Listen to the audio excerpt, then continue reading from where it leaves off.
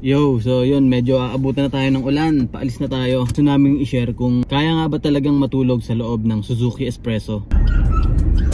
Umiiyak yung aso ko. Bye-bye. Yun, bali pupunta tayo ngayon sa Mamplasan at mag-stay tayo ng konti dun. At papakita ko lang kung ano itsura ng loob natin.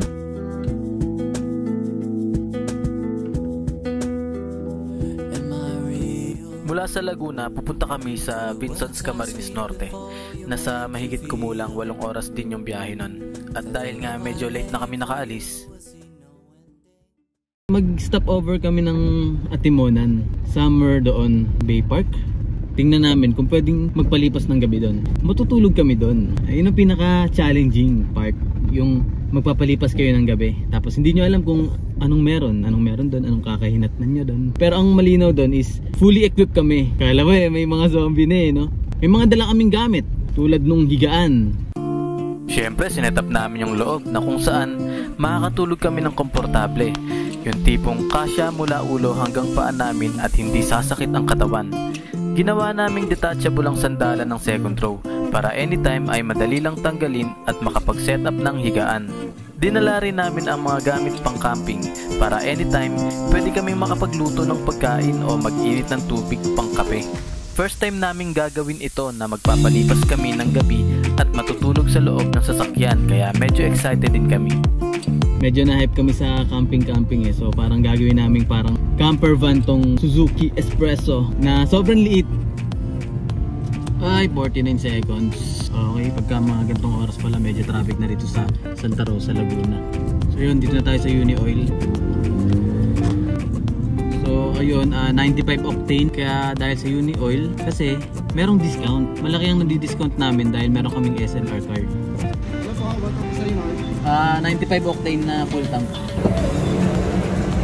So, makakaramdam tayo dito ng bahagyang trapiko.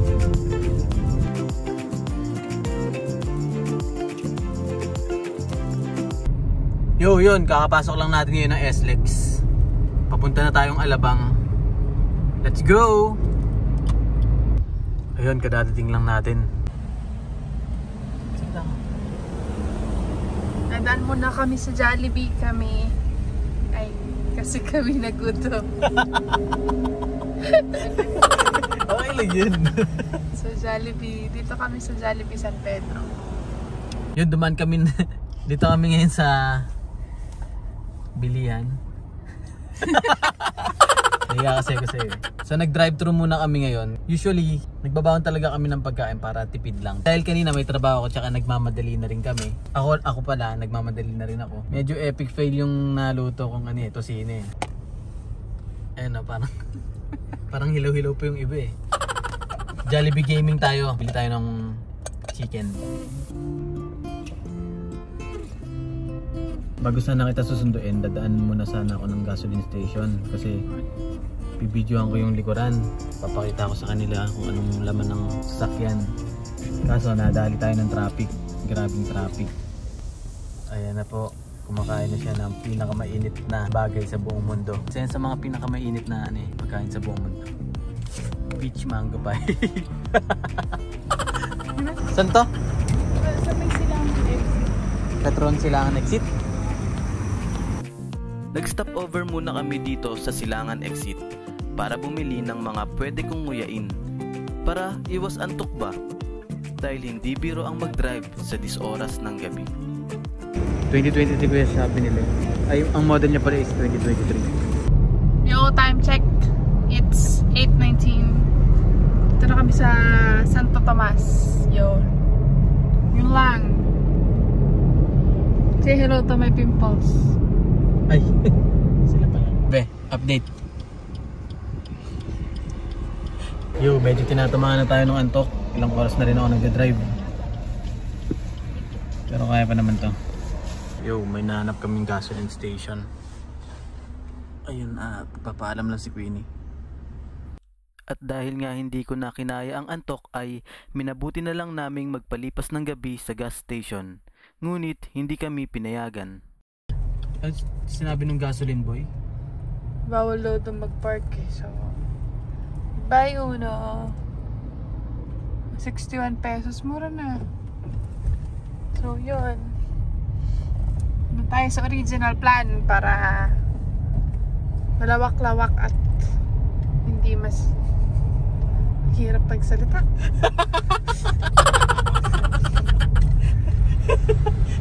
Hirap mag-vlog daw. Hanggang sa nakita namin ang gasoline station na ito. Papaalam ulit si Macy's kung pwede kami dito mag-stay. Medyo madilim nga rito eh. Mukhang pumayag naman. Pero yun nga lang medyo madilim dito.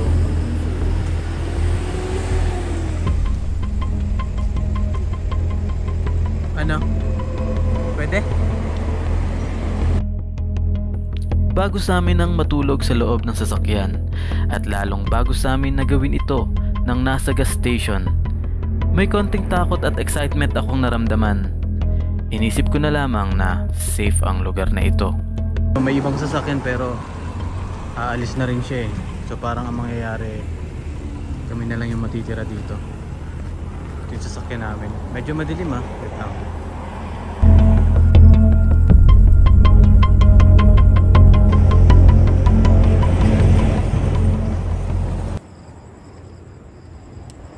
Ayun, naisin namin yung loob. Ito yung bintana na bubuksan namin. Nilalagay namin sa harapan ang sandalan ng second row. Kaya ang una naming ginawa ay sinecure muna namin ang pinakamagandang pwesto.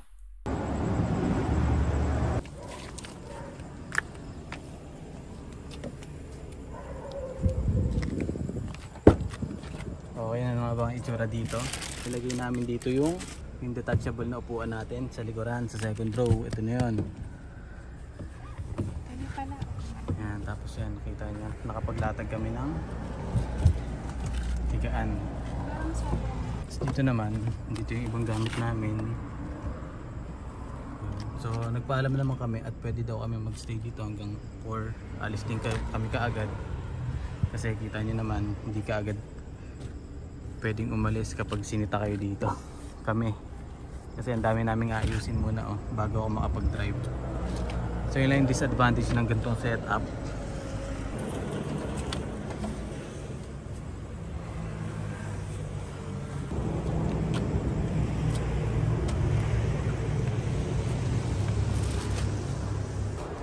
Nalagyan na namin ng bedsheet, no gusot bedsheet.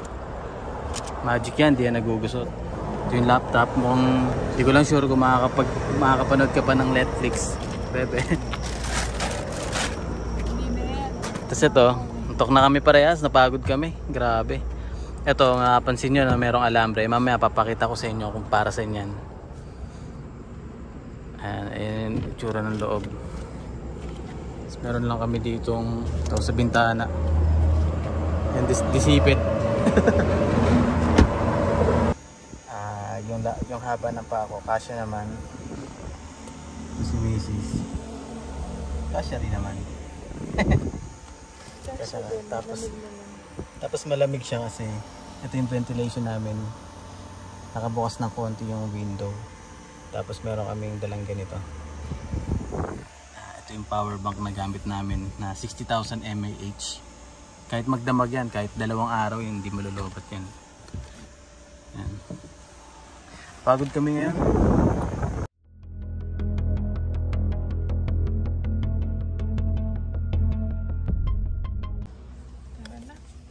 Tara.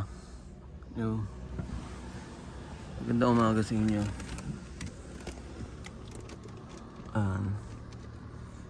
Time check ngayon ay 3:30. Ngayon ay 3:32 AM. Ang sarap ng tulog namin. Diretso. So ito yung itsura ng loob ng sasakyan namin. Ang lamig, tinanggal ko na yung electric fan. Ayun na. Punta tayong labas. Diyan ka lang ha. Pakita ko yung labas.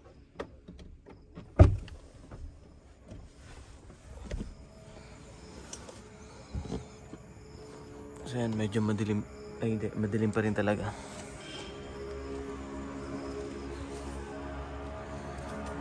Ito yung tsinelas namin.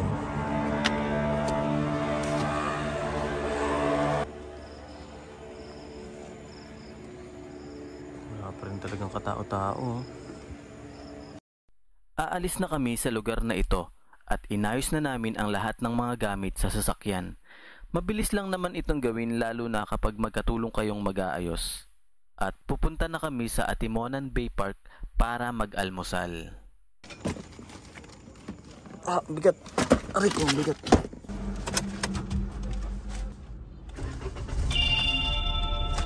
Share lang namin yung nag-experience namin.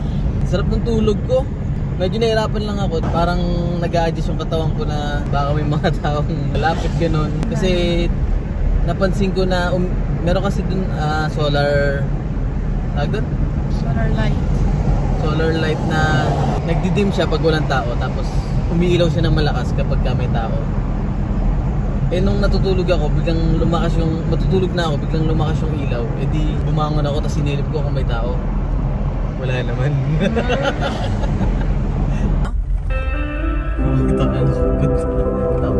You have reached your destination.